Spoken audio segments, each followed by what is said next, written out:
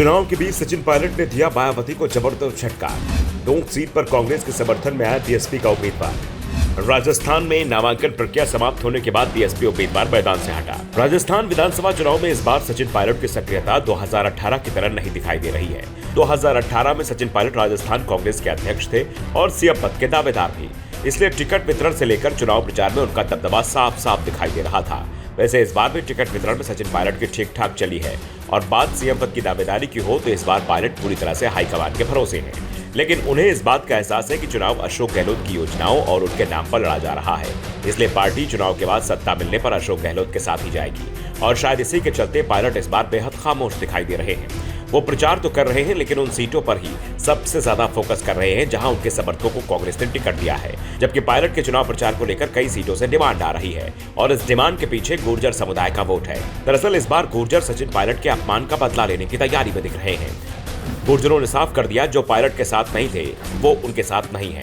संकेत साफ है, 2020 में जिन लोगों ने पायलट का साथ नहीं दिया इस बार वो मुश्किल में है। दूसरी ओर पिछले 3.5 साल से सचिन पायलट को गहलोत और उनके समर्थकों ने पायलट को अलग थलग कर दिया था। ऐसे में चुनाव के दौरान गहलोत के समर्थक परेशान दिखाई दे रहे हैं, लेकिन ये भी साफ है कि जहां पायलट समर्थकों को टिकट मिला है वहां गुर्जर कांग्रेस के साथ भी दिख रहे हैं। इस बीच टोंक सीट पर जहां खुद सचिन पायलट चुनाव लड़ रहे हैं वहां उन्होंने खेल कर दिया है। दरअसल टोंक सीट पर इस समय जो जातिगत समीकरण बनते दिख रहे हैं उसमें पायलट के लिए मुश्किल बढ़ती जा रही थी। खासतौर पर बीएसपी के उम्मीदवार अशोक बैरवा से पायलट को नुकसान होते हुए दिखाई दे रहा था और अब पायलट ने बीएसपी उम्मीदवार को अपने खेमे में ले लिया है। बैरवा ने पायलट के समर्थन का ऐलान कर दिया है। अशोक बैरवा ने सचिन पायलट की मौजूदगी में मीडिया के सामने समर्थन देने की घोषणा कर दी है। उन्होंने कहा कि मैं अपना नामांकन वापस लेना चाहता था लेकिन समय के अभाव के कारण अपना नामांकन नहीं ले पाया। अब मैं पूरे समर्थन के साथ पायलट साहब के साथ हूँ। मैं उनके साथ जनसंपर्क में रहूंगा। विधानसभा के अंतिम छोर पर भी पायलट को मेरा सहयोग मिलेगा।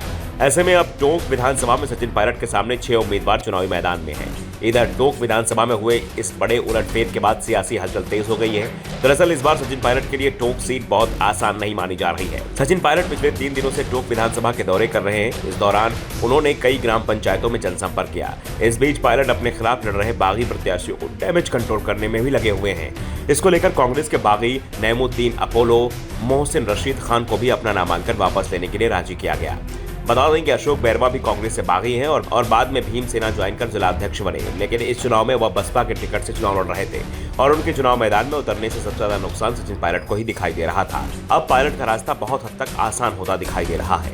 वैसे जिस तरह से पायलट ने अपनी सक्रियता टोंक सीट पर बनाए रखी है उससे कई सवाल भी खड़े हो रहे हैं। एक और अशोक गहलोत ने अपने चुनाव क्षेत्र को समर्थकों और अपने बेटे के हवाले कर दिया है और खुद पूरे प्रदेश में चुनाव प्रचार कर रहे हैं, तो दूसरी ओर सचिन पायलट का ज्यादातर समय टोंक विधानसभा सीट पर प्रचार करने में बीत रहा है। ब्यूरो रिपोर्ट, तनव दर्पण न्यूज।